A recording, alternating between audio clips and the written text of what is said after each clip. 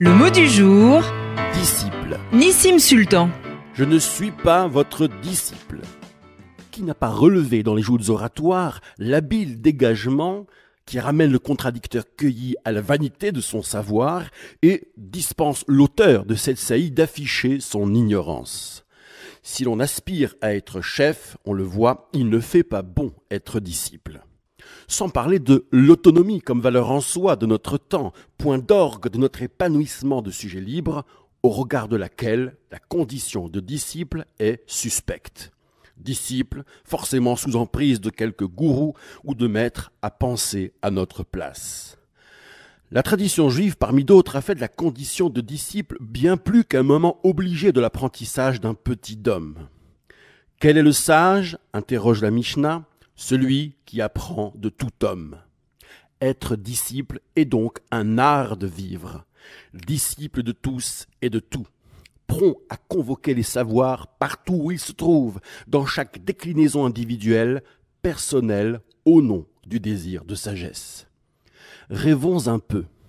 Apprendre de tout homme tenu d'apprendre de tout homme, cela signifie que tout homme est à la fois maître et disciple dans l'immense économie humaine des savoirs et des manières d'être à l'autre, au tout. L'horizon indépassable de la Mishnah serait une humanité de maîtres-disciples en contrat didactique. Chacun se rend disponible avec compétence à l'ignorance d'autrui en échange de la même disponibilité. En hébreu rabbinique, justement, le sage est aussi appelé Talmid Hacham, le disciple sage. Alors, que deviennent l'emprise, l'aliénation, la perte d'autonomie inhérente à la condition de disciple ? Plus de risque, au fond, si comme Hegel décrit la dialectique du maître et de l'esclave, s'incarne la dialectique du maître et du disciple. Les deux positions sont les deux fonctions à la fois. Moïse était soleil, Josué était lune, dit le fameux Midrash, qui nous parle d'un temps que l'astronomie moderne ne peut plus connaître. Il n'est point question ici de lune miroir, mais d'une lumière, celle de Moïse, impossible à contempler de face, et celle de Josué, certes disciple, mais dont les contours s'offrent au regard qui l'embrasse.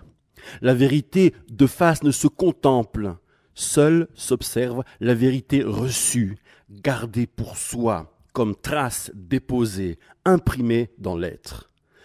J'ai beaucoup appris de mes maîtres, fait-on dire au roi David, quoique inaccessible, mais plus encore de mes amis, mes semblables, ou mi talmidai yoter mikulam, mais de mes disciples, plus que tout cela.